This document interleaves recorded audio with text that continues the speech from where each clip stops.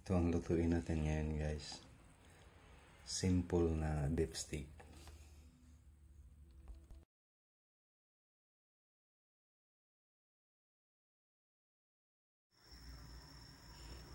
Yan ang handa nyo, beef.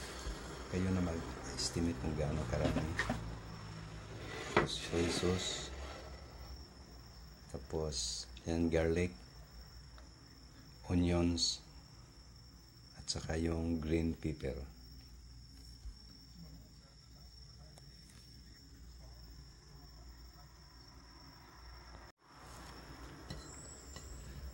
Ako naman, ginagawa ko, nilalagay ko na yung garlic, saka yung sibuyas, hinahalo ko na doon sa karne. Para yung garlic niya, pag ginigisa mo kasi nasusunog yung yung amoy niya iba eh. Kaya ginagawa ko ganyan, fresh ang amoy niya.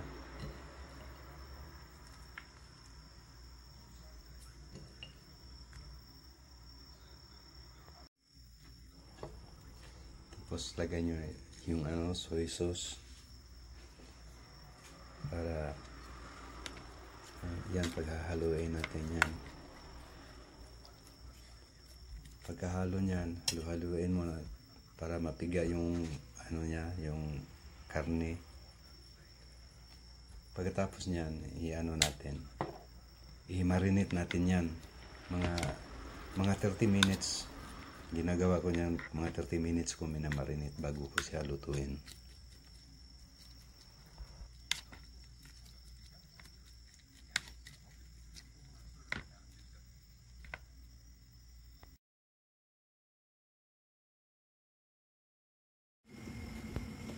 Ang ginagamit ko, guys, ito yung olive oil. Mas maganda to siya kaysa yung pagkaraniwan na oil na ginagamit natin sa pagluluto.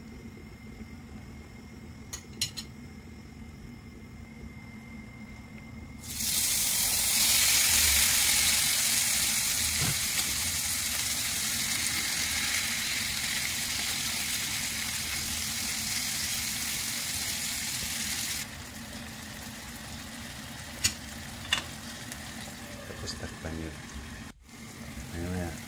Tignan nyo ulit para ma-check nyo kung medyo tumalapot yung niya. Sauce niya, saka yung karne kung medyo lumambot na. Kung malambot na, ilagay nyo, saka nyo na ilagay yung lemon juice.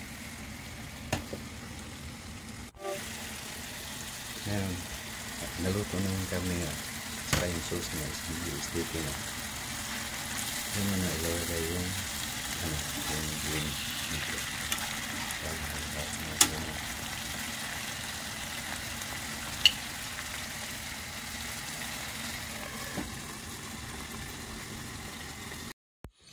Ito na siya. Pwede na tayong kumain.